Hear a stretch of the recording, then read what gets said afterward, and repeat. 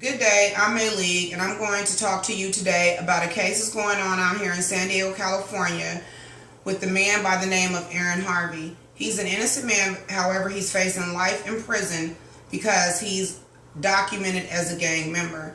Now, him and 32 other males are being charged with crimes that they did not commit, all because they're documented gang members. Aaron Harvey says that he did not even know that he was documented as a gang member until they took him from his Las Vegas home. However, he grew up in a gang neighborhood and he had been stopped over 50 times. So in this 50 times of him being stopped by the police, one of those times they documented him as a gang member. The DA admits that he hasn't committed any crimes and that more than likely he does not even know about these crimes. However, under Penal Code 182.5 of Proposition 21, him and the 33 other men can be charged with these crimes because they are documented gang members. Now, let me explain to you how you can get documented as a gang member. You can either say you're a gang member and they can document you. You can live in a neighborhood that they consider is a gang neighborhood and they can document you. You could wear gang attire. You could have gang tattoos. You could be with the gang member and get arrested with them and they will say that you are a gang member also. So I live in what is considered a gang neighborhood. So I'm concerned about this because this is for males and females. Somebody can ID you and say, hey, you're a gang member, and they can consider that a reliable source and they can make you a gang member. So I live in a gang neighborhood. So am I a gang member because I live in a gang neighborhood? Well, this is basically what they're doing. They're going to come to our neighborhoods. If these men are convicted, they're going to come to our neighborhoods and say, you know what? This is the criteria that we can put you in our database. And they're going to start doing that. I know that they already are doing that. They're stopping our youth out here. They're documenting them because of the neighborhood they live in, even if they're telling them they're not in the gang. I just told you the criteria. If you're hanging with somebody that they know is documented, then they can document you also. So this is not a good thing. This is not only an attack on gangs. So let's not act like, hey, those are just those gang members. We don't have to worry about it. This is an actual attack on the black family. How many of us live in neighborhoods that have gang activity? And we're black.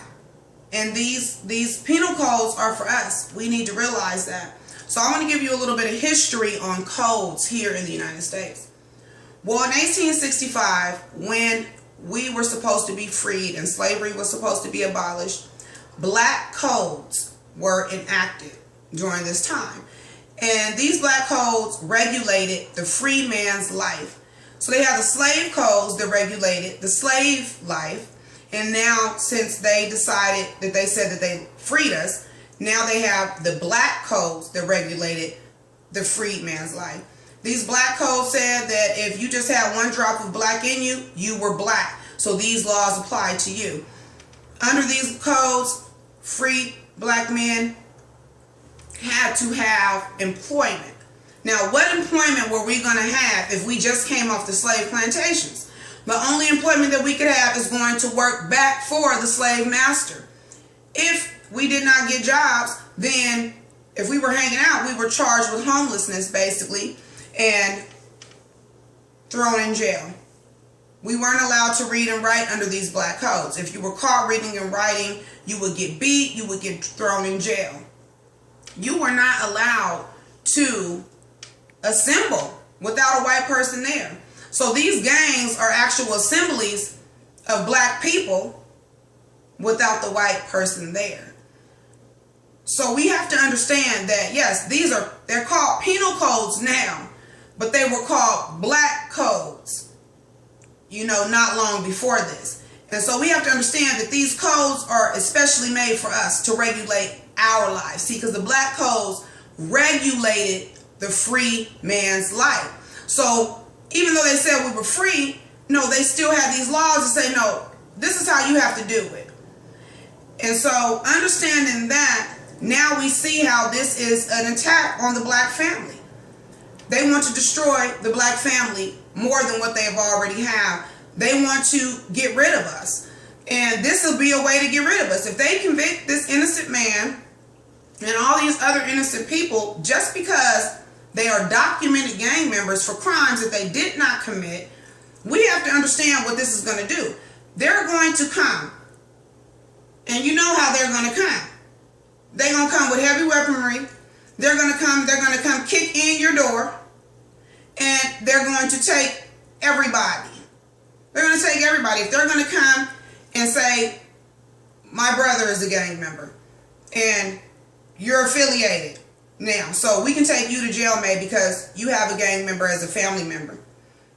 No matter if I'm not a gang member, I never said I was a gang member, but I live in a gang neighborhood, so I can be considered a gang member and snatched up off the streets. My children can be considered gang members and now taken into custody. This is a serious, serious thing.